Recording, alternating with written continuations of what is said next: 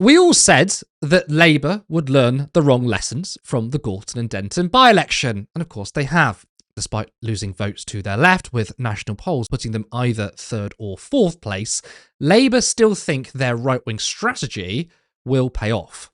Shabana Mahmood made the time to attack the Greens on immigration, specifically their so-called open border policy and asylum policy. Some say in response that we should turn to the path proposed by the Greens, that we should create a world without borders, that nation-states are social constructs, and that patriotism is a dirty word.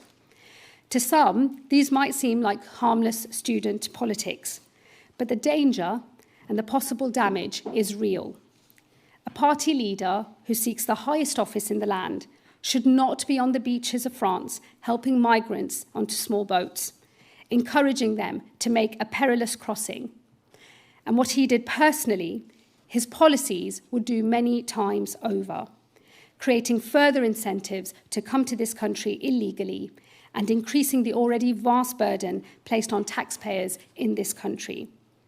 Farage calls for border control without fulfilling our humanitarian and international duties. Polanski calls for the most expensive and expansive migration policies anywhere in the world, without any attempt to control the border. Nightmare on the one hand, fairy tale on the other. Oh, so boring, isn't it? Who's inspired by that? Well, Reform are really, really bad guys. It's nightmare, but the Greens, it's student policy. It's student politics. It's fairy tale. I'm so sick of Blairites telling everyone that, wanting to slightly improve the world is fairy tale. And the thing is that the Green Party are not offering anything that radical. They're offering largely what the Labour Party used to stand for. Now, just to be clear, it is true that the Greens have said they would like to see a world without borders, but this is not a policy. It's a goal in the distant future. This would not be part of a potential Green government, as explained here by Zach Polanski. In your manifesto, you say you want a policy of open borders. Can you paint a picture for the people watching? What does that look like in practice? Well, it's important for clarity that no manifesto has ever said anything about open borders, and this is often an attack line that is used by our opponents. We've never stood at a general election saying that we want open borders, because clearly when the world is in political turmoil and we have deep inequality, that is not a situation we can move to right now. That would also involve massive international agreements and cooperation that clearly is not a pragmatic conversation to have right now. And very often the government try to push that attack line at us to make us look not pragmatic. So you've said you want a system of fair and managed migration until you can get to a point where open borders is, something you'd like to see. What does fair and managed look like to you? Is there a cap involved? Well, so let's start with the fact that we have so many vacancies in our National Health Service, 100,000 vacancies in the National Health Service, 1 in 5 care workers in the care sector are foreign nationals. We have huge issues around the construction sector too.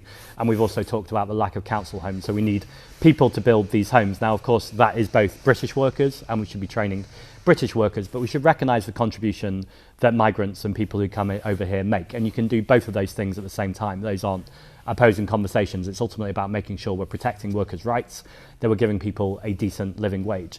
Now, upon seeing the Green surge, Labour have tried to appear to be the so-called sensible centrist. They're attacking the Greens and Reform, which is sort of echoed by David Lammy. Polls are saying that something like 40 to 50% of British people are currently backing either Reform or the Greens. That's an enormous number of people. The Prime Minister has characterised those parties as extremist. Are you absolutely sure that's the right approach? British people are frustrated. They are fed up.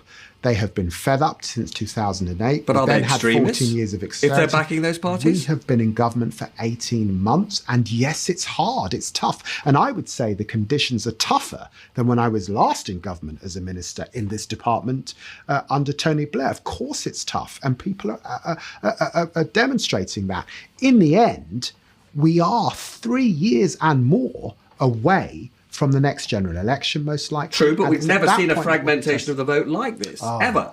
That fragmentation story, or the story of governments losing by-elections, is not an unfamiliar story, I think, to your hang on, losing by-elections viewers. is not an unfamiliar story, but a five-way split is an unfamiliar story. Yes, and we know that traditional parties across the West, in two past to post systems particularly, are losing voters for sure, and our parties have to be a coalition. But that's an existential threat to your party. For me, as a politician, that have got to be camped out in the centre and able to go have both progressive votes and to get some Tories to lend us their vote. That is absolutely the case, and we will have to do that if we are to win the next election. What is wrong with these people? Oh, we've got to get Tories to lend us their votes. It's not 2013 anymore. I don't know how people like David Lammy can continue to operate. I'm surprised they even know how to breathe, how thick they are. I mean, and you know, Heston's completely right. We've got a 5-way split. Not just that, but we've got 4 or 5 parties above 10%, right? 3 of them are reaching 20%. And he's like, oh, no, we just need to get the progressive voters and the Tory voters. The Conservative Party is being replaced by Reform. So actually, if anything, you want Reform voters. But we've seen the strategy from Labour to try and get Reform voters is you lose the Gorton and Denton by-election. What is wrong with these people? Seriously. Now, does any of that inspire you? I highly doubt it. Kevin, what do you make of Mahmood attacking the Greens, but then also claiming that, there's no humanity in Reform's immigration policies? I think actually what you're seeing here is the Polanski effect, ultimately. Or not just the Polanski effect, but the growth of the Green Party effect more broadly. Because before, the Island of Strangers thing and the kind of milieu of Labour Party thought and campaigning around that, it was entirely based upon the fact that they thought the only threat they had was from the right. Whereas now, realistically, they know, both pre and especially post Gorton and Denton, that the real threat, I think, comes from the left, and that they can't take those votes for granted anymore. And so they're having to halfway house it. And ultimately, this is the sign of the kind of Morgan McSweeney rod that they've made for their own back here, that they can't realistically pivot either completely left or completely right, because they've set themselves up as the sensible adults in the room, all that nonsense. And so they're going to have to try and attack both directions with absolutely no ammunition for either side, because ultimately they're trying to talk tough on immigration whilst also wanting closer union with the European Union, so they're going to get absolutely no votes from the right. And they're going to try and talk about human rights whilst also engaging in at least 2 genocides in the last few months. And indeed, now having joined, however much they wish to reject that notion, they have joined the war against Iran. And so the left aren't going to support them either. And so ultimately, they're left with the tiny number of dwindling votes in our extreme and incredibly split and divided nation of centrist voters, which we already saw from groups like the what's it called, the Cock Group, Change UK, way back in the day, right? The centre ground votes aren't there anymore. As you pointed out, this isn't 2013, it isn't 2003, it isn't 1993.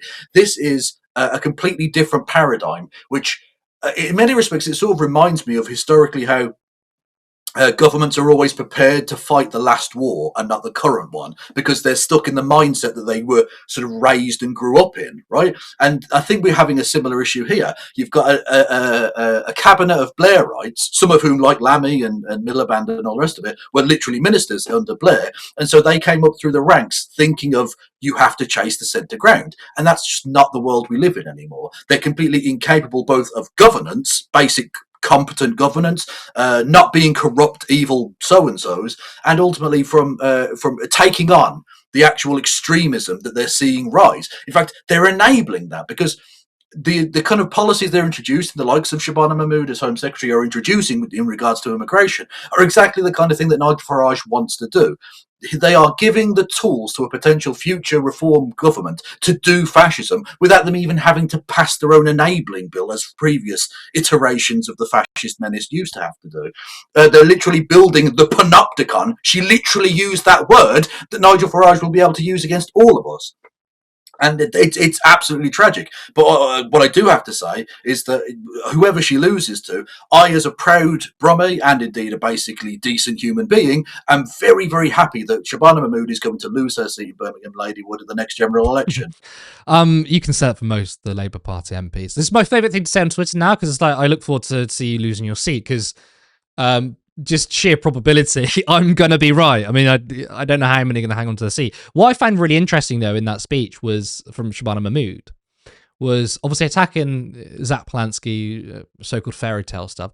But for her to say, and, you know, the reform have no heart or no humanity. Are you serious? I mean, your immigration policies, your asylum policies have absolutely no humanity. I mean, you flirted with the idea of taking people's jewelry, which was echoed by the Nazis. That's what they did. So she can't even be like, oh, we're like the Liberal Democrats. You know, we're not left or right wing, we're just sensible centrists. You're ostensibly right wing. Well, not sensibly right wing, but what was considered not that long ago very far right. If anything, the announcement this week from the Labour Party about its new immigration policies we're going to go forward is a victory for an old name, but a name I think is worth mentioning, Nick Griffin, former leader of the British National Party. If you look at the BNP's manifesto from the 2005 general election, I remember because, like a young political nerd that I was, I read that as well. And it's very similar, eerily similar to the kind of policies that they're introducing now. Literally, it would have been seen as far-right crazy madness, the idea of putting forward a plan where you were going to give, I forget the exact numbers, it's £6,000 or something, to families of immigrants who get deported to leave the country. You're literally paying money to repatriate people out of the country. A boilerplate BNP notion, which was derided as crazy, ludicrous extremism 20 years ago, but is now set to be government policy under the supposedly social democratic Labour Party. Let that sink in.